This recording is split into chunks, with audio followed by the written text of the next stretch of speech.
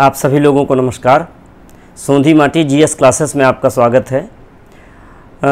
मित्रों, मैंने आपसे चर्चा की थी प्रारंभिक दौर में कि कुछ और मित्र जो मेरे चयनित हैं इन परीक्षाओं में, उन्होंने किस संघर्ष के साथ अपने को चयनित किया है इस परीक्षा में और कैसे कैसे पड़ावों को क्रॉस करते हुए वो किन किन परिस्थितियों से गुजरे, फिर भी उन्होंने हार नहीं मानी और अंततः वो इन परीक्षाओं में कई साक्षात्कार देकर, कई बार लिखित परीक्षाएं देकर, कई बार प्रारंभिक परीक्षाएं देकर अंततः सफल हुए। और उनकी सफलता की कहानी, जब हम किसी भी सफल व्यक्ति को सुनते हैं तो ऐसा लगता है कि हाँ, अब हम भी सफल हो सकते हैं, उससे लाभ मिलता है। और आज इसी क्रम में हम लोग आपको श्री अवनीश कुमार जी हमारे बीच में हैं, हमारे साथ अध्ययन में भी थे, पढ़ाई के दौरान थे, आज हमारे बीच में हैं। बाय द वे आ गए तो मैंने इनसे कहा कि एक साक्षात्कार अपना आप दीजिए, जिससे कि उन बच्चों को या उन छात्रों को लाभ हो जो तैयारी कर रहे हैं। तो आपको आज मैं मिलवाता हूं पीसीएस 2011 में चयनित कोषाधिकारी पद पर श्री अवनीश कुमार जी। धन्यवाद। नमस्कार मित्रों, मैं Avnish Kumar Singh, assistant registrar firms societies and chits Bareilly division. 2011 batch है मेरा पीसीएस में, पीसीएस अलाइड सर्विसेज का। और इसमें सोंधी माटी जो ये फेसबुक पेज, क्या यूट्यूब चैनल, यूट्यूब ग्रुप बनाया है इन्होंने, इसमें मैं अपना एक्सपीरियंस कुछ आप लोगों को बताऊंगा। इस एग्ज़ाम को देने के लिए, पीसीएस के लिए मैंने कभी कोई कोचिंग वगैरह नहीं की। मैनपुरी में छोटे जनपद में रहा, वहीं मैंने तैयारी की है। केवल बुक्स वगैरह लाई आगरा से, मुख्य रूप से आगरा से और दिल्ली से, उन्हीं को लाके मैंने पढ़ा, अपने आप एग्ज़ाम दिया। 2007 में देना शुरू किया था, 9 में इंटरव्यू दिया, 10, 11 3 बार इंटरव्यू दिया, 11 मेरा सिलेक्शन हो गया था। अब कि क्या मेरे पास विशेष बात है आपको बताने के लिए या कोई ऐसी बात जिससे किसी को लाभ हो सके, इसके लिए कि ये सब कुछ पढ़ा जाए जो रिलेवेंट है, सिलेबस है, आप सब पढ़िए। कोई चीज़ कम इम्पोर्टेंट नहीं होती है, सब कुछ इम्पोर्टेंट होता है। हर चीज़ से आपका एक मतलब अप्रोच बनती है। छोड़ने वाली ये पढ़ना है, ये छोड़ना है, ये अप्रोच आपको हो सकता है जल्दी सिलेक्शन दिला दे, लेकिन ये बाधाएं बहुत उत्पन्न कर सकती है। बहुत सारे हिंड्रेंस आ सकते हैं, बहुत सारी समस्याएं हो सकती हैं। इसलिए जो सिलेबस है उसके अकॉर्डिंग जो भी चीज़ें समझ में आ रही हैं, उससे जुड़ी हुई चीज़ें ज़्यादा से ज़्यादा पढ़ने की कोशिश कीजिए। कलेक्ट करने उस मतलब जो भी आप पढ़ रहे हैं उसको आत्मसात करना बहुत ज़रूरी है।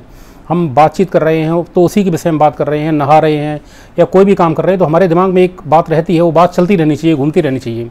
ये बहुत इंपॉर्टेंट है कि जितनी देर पढ़ना उससे ज़्यादा देर उसको सोचना। अप्रोच तभी डेवलप होती है जब आप उसको सोचते हैं, समझते हैं, आत्मसात करते हैं। आत्मसात करना पढ़ाई को, तैयारी को और उससे जीना, ये मतलब एक बेसिक चीज़ है जो आपका कॉन्सेप्ट बनाती है और इसी से आदमी आगे बढ़ता है। और ये ओवरऑल पर्सनैलिटी के लिए है, केवल सिलेक्शन के लिए नहीं है। आपकी बातचीत, आपका इंटरेक्शन लोगों से, आपकी शैली, ये सब चीज़ें इससे डेवलप होती हैं, तभी होती हैं। अन्यथा बहुत हल्कापन रहता है आपकी बातचीत में, आपके इंटरव्यू में, सब चीज़ों में आप एकदम बहुत हल्के लेवल पर रहोगे। बात होगी, आप वहीं बात खत्म करोगे। अगर आपको उसका पूरा बैकग्राउंड पता है, पूरा पर्सपेक्टिव पता है, तो आप बहुत अच्छे से, बहुत आत्मविश्वास से चीज़ों को फेस कर पाओगे। अच्छे से एग्ज़ाम देने में भी कोई डर नहीं लगेगा, कतई संकोच नहीं होता है। इसलिए ज़्यादा से ज़्यादा पढ़ने की कोशिश कीजिए। अच्छा पढ़ो, ज़्यादा पढ़ो, घटिया चीज़ों से दूर रहो। जो तमाम गाइड ले आए, किरण गाइड या ये इस तरह की चीज़ें, इन सब चीज़ हमने कभी सुना भी नहीं। जब मेरा सिलेक्शन हो गया तो बाद में लोगों ने बताया कि हम किरण गाइड पढ़ते थे, ये पढ़ते थे। मैंने कहा मुझे पता भी नहीं किरण गाइड क्या था। वास्तव में मैंने तो एनसीईआरटी किताबें भी नहीं पढ़ी, वो किताबें पढ़ी जो दिल्ली यूनिवर्सिटी के राइटर्स वगैरह थे, उन्हीं की शुरू किया, उन्हीं से। एनसीईआरटी तो लोगों ने बताया बहुत बाद में कि पढ़ना चाहिए, अप्रोच के लिए ज़रूरी है। लेकिन जब हमने एनसीईआरटी पढ़ा उससे पहले मेरा बहुत सारा अप्रोच बन ही चुका था, तो इसलिए उसकी कोई ज़रूरत ही नहीं थी, इर्रेलेवेंट था वो पढ़ना। आप लोग पढ़ो, एनसीईआरटी से पढ़ो, जिस तरीके से शुरुआत करना चाहें कीजिए, जो अच्छा लगे करो। लेकिन मतलब उसका एक एटीट्यूड अच्छा होना चाहिए कि हमको मैक्सिमम लेवर करना है। दूसरी बात कि पर डे ये सेटिस्फेक्शन होना चाहिए कि हमने जितना पढ़ा वो हमने मैक्सिमम पढ़ा, इससे ज़्यादा कोई पढ़ नहीं सकता है। पूरा मेरा हो गया, ये एक्सट्रीम है। अगर ये रहेगा मन में सेटिस्फेक्शन, तो मतलब निश्चित रूप से तैयारी बहुत अच्छी होगी और बहुत ज़्यादा हो जाती है।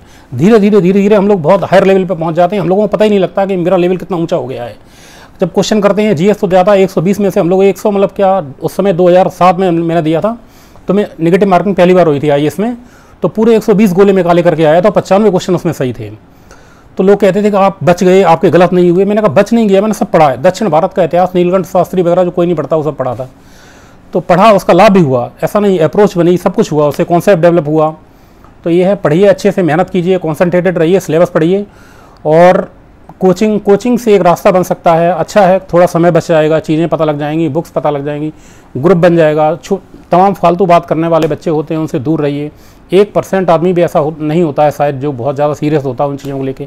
सिलेक्शन सब चाहते हैं, लेकिन उसके लिए जो रिक्वायर्ड सेक्रीफाइस है उसे करने के लिए बहुत कम लोग तैयार होते हैं। आपको हर चीज़ दाव पे लगानी पड़ती है। एक बार लगता है कि बस यही है, डू और डाई वाली बात है। ये बात सोचना, हालांकि कहना आसान है, सोचना भी खराब भी होता है कई बार कि बहुत बुरा लोग कर जाते हैं उसके बारे में, लेकिन वो सब नहीं करना है।